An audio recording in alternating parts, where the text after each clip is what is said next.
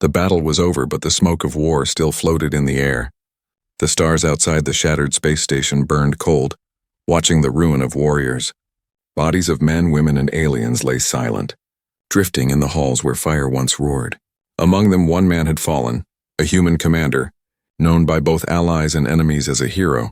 He had fought until his last breath, defending his daughter, defending his people. His name was whispered with respect, even by alien mouths that hated humanity. He was a symbol of courage, of unbroken will, and of the old traditions that bound this strange alliance of species together. But now he was gone, his blood staining the steel floor, and his blade resting beside his hand. The blade was no ordinary weapon, forged in human steel but blessed by alien rites. It had become a sign of unity between humans and the council races. It was said that whoever carried the blade carried the honor of the warrior. And with that honor came a heavy price, for in the old laws, the blade was more than a weapon, it was a promise. His daughter stood in silence, her eyes wide, her heart breaking. She was young but proud, the last of her family now. Her father had always told her, the blade must never fall into unworthy hands. She thought she would inherit it one day. But fate had written a darker story. The council gathered, alien faces lit by the glow of the burning hall, tall figures with scaled skin, sharp eyes, and long robes of power. They whispered, argued, and pointed at the blade. Their words filled the air like knives. The tradition must be followed. The human warrior's oath must not be broken. The blade cannot stay with the daughter. She is not yet bound, she wanted to shout, to scream, to tell them the blade was hers by blood, but her voice was drowned by the noise of their judgment.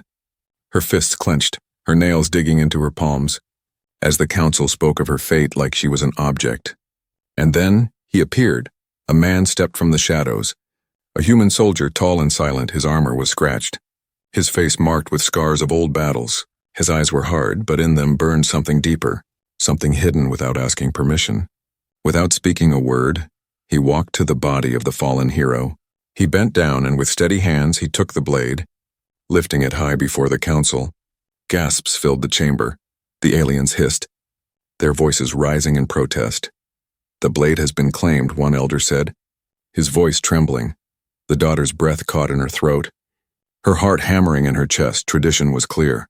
Whoever claimed the blade also claimed the duty of the warrior's house. And in that ancient duty was the demand. He must take the warrior's daughter as his wife. The girl's world shattered. Her father had just died. Her heart was already broken, and now this stranger, this scarred man, had taken not only the blade but also her freedom. She wanted to shout at him, to demand why, to ask what gave him the right. But he only looked at her once, his gaze steady, unshaken, and then he turned back to the council, the blade still in his hand, its edge catching the firelight. The chamber grew tense. The council spoke again, voices rising, some agreeing, some protesting, but the law was ancient, older than any of them, older than the stars they lived under. The law did not bend. The law was tradition, and tradition said she belonged to the man who carried her father's blade. She felt anger rising like fire in her chest. She would not be traded like an object, not even for honor. Her father had raised her to be strong, not to bow to chains of custom. But as she looked at the man, she saw no triumph in his eyes, no joy. He had taken the blade, but he did not look like a victor. He looked like a man carrying a burden, heavy and painful. The council announced the judgment. The law is clear, the blade has chosen. The daughter shall follow. Whispers and murmurs filled the air. Some aliens bowed their heads in respect. Others smirked with cruel delight. The daughter's hands trembled, her mind racing with fear and fury. She wanted to run, but where could she go in the heart of the council's hall? The soldier said nothing, his silence like iron. He only held the blade close, as if guarding it from the world. The girl could not understand. Was he protecting it, or was he protecting her? No answers came, only questions, and questions were more dangerous than blades. Outside the chamber, the ruins of war still burned. The stars looked down cold and distant. The future was no longer hers to decide, at least. That was what the council believed. But deep inside, the fire in her heart whispered otherwise. This was only the beginning. Her father's death had opened a path of shadows, and the man who took the blade was walking it beside her. Whether she wanted him to or not, the stars were quiet. But inside the alien council chamber, voices clashed like thunder. The laws were ancient, older than Earth's first spaceship, They had kept peace among many species for centuries, but now, those same laws had chained a girl's future to a man she had never met. She stood still, her face cold but her heart burning. The room around her was filled with strange beings, tall, scaled, feathered, or with glowing skin. But all of them agreed on one thing. Tradition must not be broken. It was not just a law, they said, it was a sacred bond between warrior families, a bond sealed in battle, in blood, and in the blade. The man who took the blade had not spoken since he claimed it. His name was still unknown, his voice still unheard. He stood like a statue beside her, the blade in his hand, glowing softly with power and history. The silence between them was louder than the arguments in the room. The council leader, an old alien with silver horns, spoke again. The girl must follow the path. As is written, he said, she will be his wife, as her father's blade has chosen. Gasps and nods followed. But no one looked at the girl. To them, she was not a person, she was a rule to follow. She turned to the man, her voice sharp. "Why did you take the blade?" she asked. Still, he did not answer. He only looked at her with calm eyes, as if waiting for something or hiding something. The council gave her 3 days. 3 days to accept the bond, or lose all rights to her father's name and honor. 3 days to prepare for a future she never asked for. Her life had become a choice between shame and marriage to a silent stranger. They gave her a room in the high tower of the station. Metal walls, cold air, and a single window that looked out into the stars. She did not cry, she did not scream, but inside, her heart was breaking. Her father had died a hero, and now she was a prisoner of his honor. On the second night, she saw him again. The soldier stood in the training hall alone, swinging the blade through the air.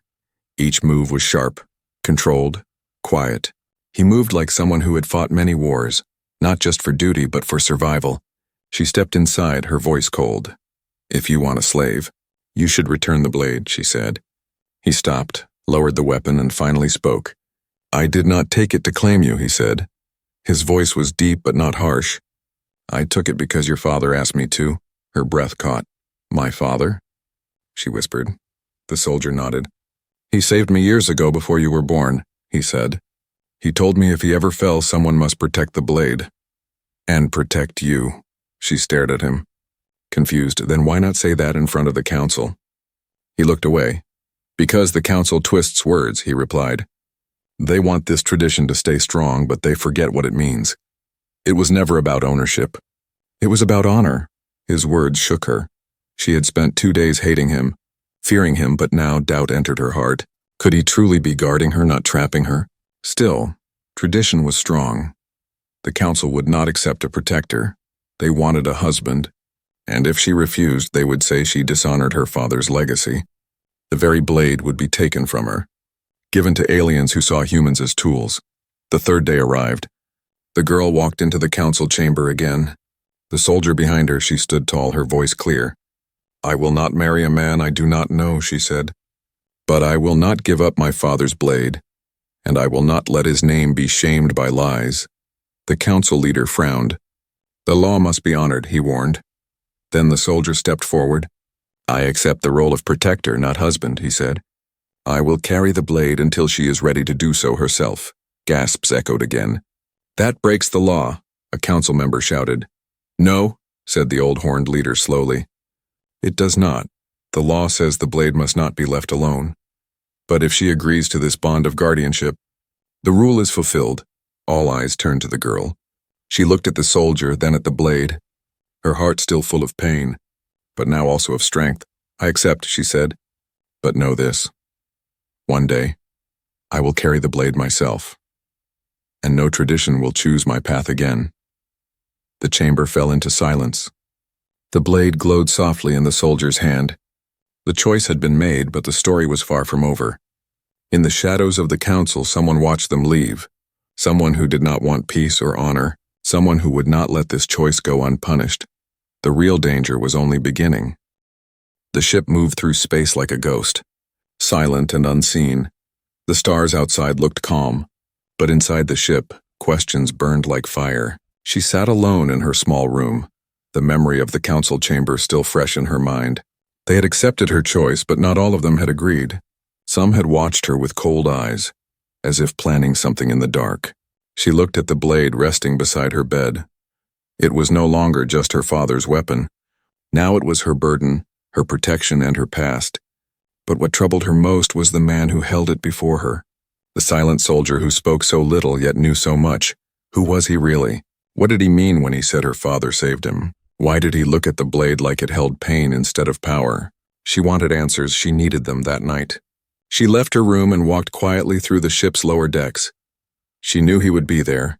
Training alone, like always, he was easy to find. He always moved with purpose, like a machine that never stopped.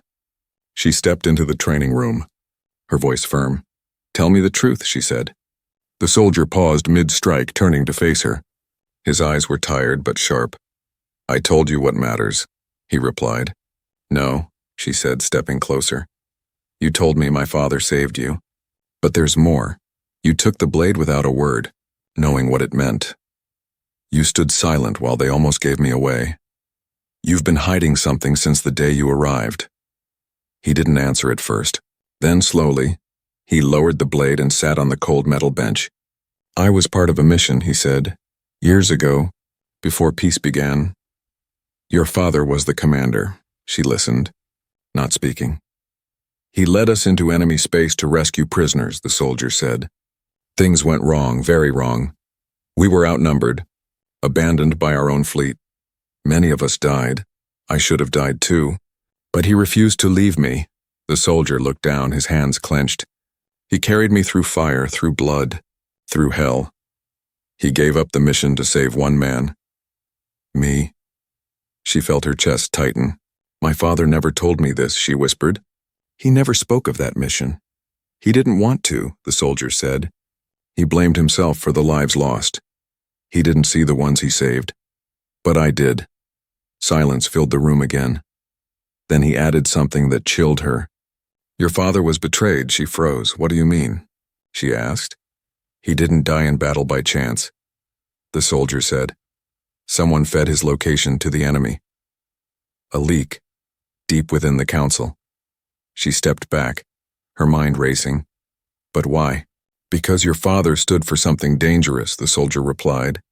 "He believed humans shouldn't be silent partners. He wanted equal voice in the alliance, and he wasn't afraid to speak it. Some council members feared that power. The weight of those words crushed her. She thought the council honored her father. But now she saw the truth. Some of them only smiled to hide their knives. She looked at the soldier again. "Why didn't you tell me this earlier?" "Because truth can be a weapon," he said. "And weapons must be used carefully." His eyes met hers. "You needed to make your own choice. If I told you everything, you might have run, or worse, fought without knowing your enemy. But now you're ready." She walked to the blade and picked it up. It felt heavier than before, not because of its metal, but because of what it carried: blood, lies, secrets, and honor. "I won't be silent," she said. "I will find who did this when I'll finish what my father started." The soldier stood, nodding slowly. "Then you'll need allies," he said. "And training?" She smiled slightly. "Are you offering to teach me?" "I promised your father I'd protect you," he replied. "Now I promise to prepare you."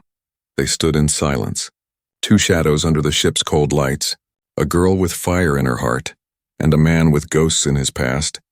The war was not over. It had only changed shape. And in the dark corners of the alliance, something moved, something old, something patient, an enemy that had waited years for this moment. They had let the girl live, thinking she was weak. Now, they would learn she was her father's daughter, and she was coming for them. The station looked peaceful from space, but inside, danger was waking up. The girl trained every day now, her body sore, her hands blistered, but her heart growing stronger. The blade no longer felt like her father's, it felt like hers.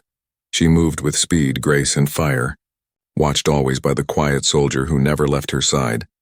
But training could not prepare her for what she discovered next. It began with a voice, a whisper in the hallway, two alien council members talking in low tones. Unaware she was nearby, she heard her father's name spoken with fear, then a word that made her freeze: elimination. She leaned closer, heart pounding. "They should have removed the girl after the ceremony," one voice hissed.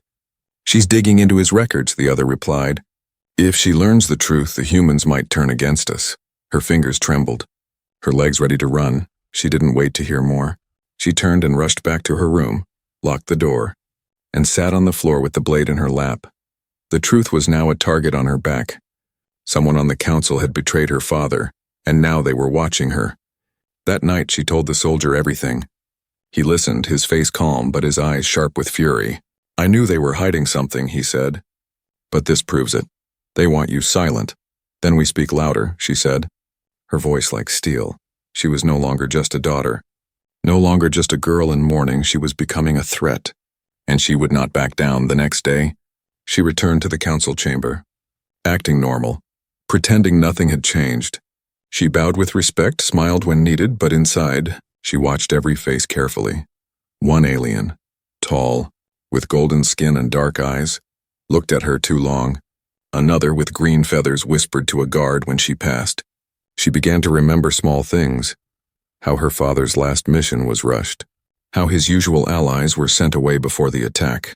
How no rescue ships ever came for him, though they were nearby. Each piece of the puzzle fell into place. Her father had been set up, killed not just by enemies in battle, but by cowards hiding behind rules and traditions. Later that night, she broke into the council archives with the soldiers' help. They moved like shadows, avoiding cameras and guards. Her fingers trembled as she searched the files, encrypted reports, classified orders, messages marked eyes only. She found a file with her father's name, his last mission details. And at the bottom, one name stood out, Counselor Threx. She stared at it, breath caught in her throat. Threx had been her father's ally, a friend, a guest in their home. He had given her gifts when she was a child. Now his name was signed at the bottom of the mission that killed her father. "Why?" she whispered. The soldier placed a hand on her shoulder. "Because your father knew too much," he said. He found something that scared them. Suddenly, the door opened behind them. Lights flashed, alarms screamed. Guards rushed in with weapons raised. The soldier pushed her behind him, blade drawn, eyes locked on the enemy. Counselor Threx stepped in last, his smile cold. "I hoped you'd find that file," he said. "It saves me the trouble of pretending." The girl stepped forward, anger burning in her voice. "You betrayed him," she said. "You called him brother, then sent him to die," Threx laughed. "Your father was a fool," he said. "He wanted humans to rise, to demand respect, but the Alliance needs order, not chaos. He believed in unity," she said. Threx's smile vanished.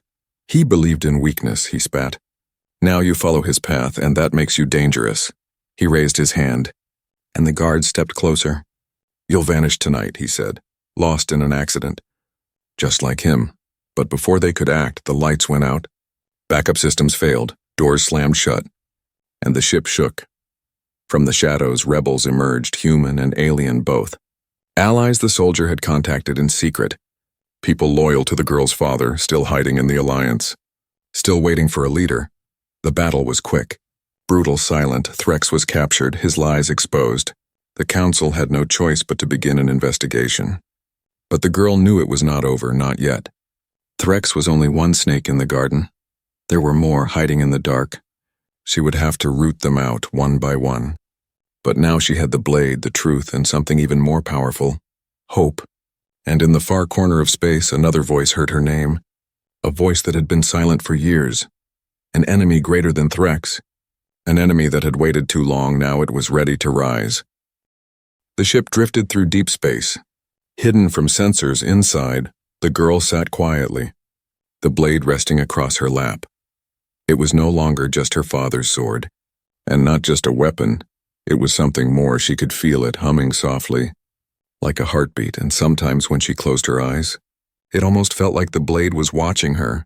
The soldier entered the room without a sound. He nodded once, then sat across from her. They had not spoken since Counselor Threx was arrested. The truth was out, but danger had not ended. In fact, it had only grown darker. "There are whispers in the outer colonies," the soldier said. "Some say an old power is returning." The girl looked up, her fingers tightening on the blade. "What kind of power?" He hesitated, then replied, "A force that once tried to control the council from the shadows. They were believed to be gone, but your father thought otherwise. That's why they silenced him." She stood and began to pace, the blade in her hand. Her father had been fighting something far worse than politics. And now she had inherited that fight. That night something strange happened. She was asleep when the blade began to glow softly on its own. She woke up and saw it hovering just above the floor. Humming with energy, she reached out and the blade came to her hand like it was alive. Images flashed in her mind, her father in battle shouting orders, the soldier carrying her through fire as a child, and a dark figure standing in the shadows of the council. Watching everything, she fell back, gasping. The blade dropped, silent again. She stared at it, her hands shaking. "What are you?" She whispered. "In the morning," she told the soldier. He listened carefully, then nodded. "There are stories," he said, "about old human weapons made with alien tech. Blades that carry memory. They connect to the bloodline, show visions, guide the worthy." She looked at the blade again with new eyes. So it wasn't just a symbol of honor, it was alive in some way, and it had chosen her. Later that day, they went to the training chamber. She held the blade in both hands and asked it silently to guide her when she moved. The air bent around her strikes, faster, sharper, smoother. She was no longer just mimicking training. She was becoming a warrior. The soldier watched her in silence, then stepped forward and attacked. They clashed blade to blade. Her arms burned, her breath came fast, but she matched him. Each strike was met, each dodge perfect. He grinned the first time she had ever seen him smile. "You're ready," he said, but before they could rest, a message arrived, encrypted from an old contact in the outer systems. "Dark fleet gathering at the edge of the Veil Nebula," it said. "The girl is the key, your time is running out." The girl looked at the soldier. "We go there," she said. He nodded without question. The journey to the Veil Nebula was long and quiet. Stars grew thinner, the darkness deeper. Ships that entered this region often didn't return. It was the perfect place for an enemy to hide. As they approached, sensors picked up movement. Ships. Many ships, alien in design but bearing no flag, no ID, hidden inside a hollowed-out asteroid, a base pulsed with energy. The dark fleet was real, and it was growing. They landed on a small moon nearby, watching from afar. The girl looked through the scope, her breath catching. On one of the enemy ships, a banner flew, a mark she had seen in her visions, a symbol of the same enemy that haunted her father's last days. It was no longer a mystery, it was war that night. She sat alone with the blade. "Show me," she whispered. The blade glowed again, but this time no images came, only a voice, soft and distant. "Not yet," it said. "First you must choose who you are." She sat in silence, heart pounding. She was no longer a daughter. No longer a prisoner of tradition, she was a warrior, chosen by the blade, called by the past, and now hunted by an enemy too old to fear. The soldier stood by her side again. "They know we're coming," he said. "Good," she replied, her eyes full of fire. "Let them prepare." The cold moon beneath their feet felt like ice. Above them, the stars blinked behind clouds of space dust. And ahead, the hidden fleet waited, silent, dark and deadly. Dozens of ships floated inside the broken shell of a massive asteroid. This was not just a secret base, it was a nest of war. The girl stood beside the soldier, her eyes fixed on the enemy. Her hands held the blade tight, its edge glowing faintly. For days she had trained, for weeks. She had chased answers. Now she stood on the edge of everything. "Once we go in," the soldier said, "there's no turning back." She nodded. "I never planned to turn back." They moved fast. Just the two of them in a stolen stealth shuttle. It cut through the dark like a whisper. Dodging scans and sensors, the plan was simple. Get inside, find the core commander, and reveal the truth. But nothing ever stays simple in war. As they entered the enemy base, alarms echoed through the halls. They had been spotted. The girl and the soldier ran through long metal corridors. Shadows chased them. Boots slammed behind them. Blaster fire burned the walls around them. They fought side by side. The girl moved with speed and purpose. The blade flowed like water, cutting through enemies with ease. She had trained for this, she was ready. But then the soldier was hit. A bolt struck his shoulder, throwing him to the floor. She screamed his name, dragging him into cover. Blood flowed red and bright. He gritted his teeth. "Keep going," he said. "You have to reach the core." She shook her head. "I won't leave you." "This is bigger than me," he said, his voice weak but clear. "It's your choice now. Just like your father told me it would be." She froze. "What do you mean?" He looked at her with pain in his eyes, but also pride. "Your father knew this day would come. He believed the blade would guide you to the truth. He told me, if I had to fall for you to rise, then so be it. Tears burned her eyes. But she didn't cry. She stood slowly, the blade glowing brighter now. The choice was hers, run or rise, hide or fight, and she chose to fight. She kissed his forehead gently. "I'll come back," she whispered. Then she turned and ran toward the core. The halls twisted like a maze, but the blade seemed to guide her. Left, right, up, down. She moved through the base like a shadow of her father. At last she reached the core chamber. There, standing tall in front of a glowing control center, was the commander. He was not alien, not fully. He was something else, half human, half machine. His body covered in metal, wires where veins should be. He turned slowly, his eyes glowing red. "So," he said, "the daughter comes to finish what her father started." She stepped forward. "Blade ready." "He didn't start a war," she said. "He tried to stop yours." "He was weak," the commander hissed. "Humans must evolve or die. We gave up flesh to become strong." "No," she said firmly. "You gave up your soul." He laughed, then attacked. His speed was brutal. His arms like steel. She blocked, dodged, struck again and again. The blade burned hot in her hand, its edge slicing metal like paper. The fight raged across the chamber. Sparks flew, walls cracked, alarms blared. Her body screamed with pain. Her breath came in gasps, but she didn't stop. Not when he broke her guard. Not when he threw her across the floor. Not when his fist slammed into her ribs, because something inside her had awakened. The blade was no longer just guiding her. It was one with her. She rose slowly, face bloody. "This is for my father," she said. She leaped forward, her blade spinning. The commander raised his arm. Too late. The blade cut deep into his chest. He screamed, sparks pouring from his body. One last explosion of light and then silence. He fell, smoke rising from his body. She dropped to her knees. Shaking, it was over. The core was damaged, the base beginning to collapse. She grabbed the data core from the terminal, proof of everything. Then she ran back through the collapsing halls, back to where the soldier had fallen. He was still there, barely awake. She dropped beside him. "I told you I'd come back," she said. He smiled, weak but alive. "You kept your promise," as the base exploded behind them. They escaped into the stars, but even as they floated in silence, a new message blinked on the screen. Not from the Council, not from allies, it was a warning. A signal from deep space, unknown origin, unknown language. Just one line translated. "You woke something that should have stayed buried." The stars outside were silent again, but inside the ship everything had changed. The girl stood at the window, her face lit by the glow of distant suns. Behind her, the soldier rested in the medbay. Recovering slowly, his wounds were deep, but he was alive. And thanks to her, so was the truth. The data she stole from the Dark Fleet base was already spreading.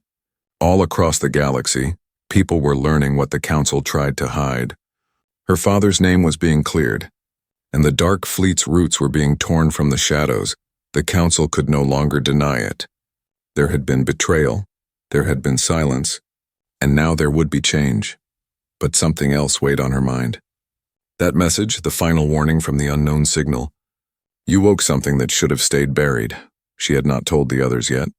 Not the soldier, not the rebel captains now offering her their support. Because part of her already knew. This story wasn't truly over. It had only reached the end of its first chapter. She walked to the blade, now resting in a glass case in the center of the room. It no longer glowed, but it still felt alive. She placed her hand on the glass, whispering softly, "I did what he couldn't. I finished his fight, but now I must start my own."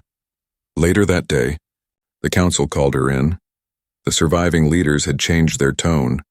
Where once they barked orders, now they asked questions. Where once they dismissed her, now they listened. "We offer you a seat," one counselor said. A voice among the stars, but she shook her head. "I don't want a chair at your table," she replied. "I want freedom." They didn't understand, so she explained. "I was forced into tradition. I was nearly erased for knowing the truth. I won't let others suffer the same." She held up a new device, a beacon. "This will go out to every world in the Alliance. A call for the free, the silenced, and the forgotten. We will build something better. Outside your walls," the Council protested. "You'll split the Alliance," one warned. But she didn't flinch. "No," she said. "I'll save it." When she returned to her ship, the soldier was waiting. He leaned on a cane, still healing, but his eyes were clear. "You've changed," he said. She smiled. "So have you." He looked at the beacon in her hand. Is this war? He asked. No, she replied. It's a new beginning. She walked to the bridge, sent the signal, and watched it fly into space, a pulse of light carrying her voice. I am not a weapon, her message said. I am not a prize. I am not a daughter bound by blood. I am a fighter, a leader and a builder of something new. Across the stars, people began to listen. Some would ignore her, some would laugh. But others, many others, would hear and rise. Later that night, she stood alone with the blade once more. It had followed her through fire, lies, and loss now. It was hers by choice, not by law. The soldier entered quietly. Your father would be proud, he said. I hope so, she replied. But more than that, I hope he'd be free. He looked at her, serious. What now? She smiled. Now we stop running. We gather our people. We go where the council won't look. And we prepare for what's coming. He frowned. You still believe that signal was real? She nodded. It was more than a warning, she said. It felt ancient, old beyond time. Something is waking, and it's watching. He didn't argue, he just said, then we'd better be ready. As they looked out into space, a distant light blinked, then another, far away on the edge of known space. Machines began to move, dusty tombs opened. Long-dead systems came alive. Something once buried had heard the blade's cry. And it was coming, but so was she. Not as a girl bound by tradition, not as a daughter in mourning, but as a leader, a warrior, and a symbol of what humanity could become. The blade had passed from one hand to the next, not to claim a wife, but to awaken a fire that would burn through lies, silence, and fear, and now that fire had a name, hers.